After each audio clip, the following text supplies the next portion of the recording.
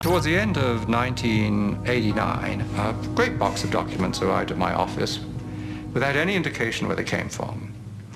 And I opened them and found in it a complete set of Monsanto files, particularly a set of files dealing with toxicological testing of cows who've been given rBGH.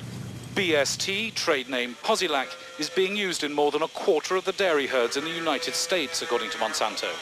The milk has been drunk by a large portion of the American population since the Food and Drug Administration declared it safe for both cows and humans 4 years ago. And at that time, Monsanto was saying, there's no evidence whatsoever of any adverse effects, we don't use antibiotics, and this clearly showed that they had lied through their teeth.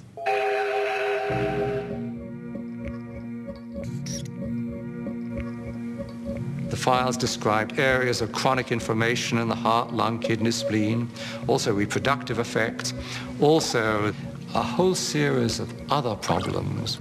The most comprehensive, independent assessment of the drug concludes that BST results in unnecessary pain, suffering, and distress for the cows. This is not acceptable for a drug designed simply to increase milk production. It is a silly product. The industrial world is awash in milk. We're overproducing milk. We actually have governments around the world who pay farmers not to produce milk. So the first product Monsanto comes up with is a product that produces more of what we don't need. Of course, you'll want to inject Posilac to every eligible cow, as each cow not treated is a lost income opportunity. But the problem was that use of the artificial hormone caused all kinds of problems for the cows. It caused something called mastitis, which is a very painful infection of the udders. When you milk the cow, if the cow has bad mastitis, some of the, and I don't know how to say this in a, I hope people aren't watching at dinner time, but the pus from the infection of the udders ends up in the milk, and the somatic cell count, they call it, the bacteria count inside your milk goes up. There's a cost to the cows. The cows get sicker when they're injected with rBGH. They're injected with antibiotics.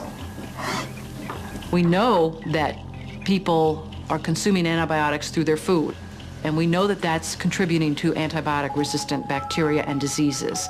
And we know we're at a crisis when somebody can go into a hospital and get a staph infection and it can't be cured and they die. That's a crisis. Bad for the cow, bad for the farmer, bad potentially for the consumer. The jury is out. We see a lot of conflicting evidence about potential health risks. And of course, as a consumer, my belief is, why should I take any risk?